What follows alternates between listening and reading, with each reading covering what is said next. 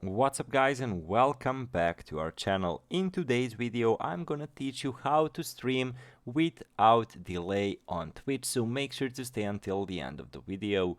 But before we move on, it would mean so much if you subscribe to our channel and hit that notification bell on. So guys, let's jump to it. So basically you can have a problem with delay on Twitch, so to disable or enable low latency on your channel, head to your dashboard. After it, click the hamburger icon, then open the preferences drop down menu and select stream. Latency mode settings can be found under the stream key and preference section at the top of the page. Here you can pick low or normal latency. So is it possible to live stream without a delay? So an ultra low latency streaming solution ensures a real life communication between you and your audience.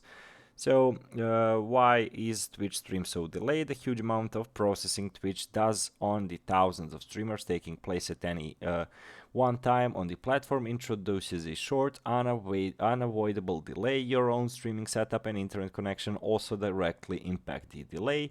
Your audience internet connection and geographical location may also play a big part. So basically, you can usually cut that delay a bit by having a better setup, a better internet, or switching that latency setting that we talked moments earlier. So basically that's the entirety of the process and the entirety of the thing that you can do on preventing you from delay. The Twitch will have that first delay automatically, which you have to have, but you can prevent any further delays with better setup, better internet, and so on and so forth, everything we talked about. So as I mentioned earlier, it would mean so much if you subscribe to our channel and hit that notification bell on. Thank you so much for watching guys, and see you in our future videos. Goodbye.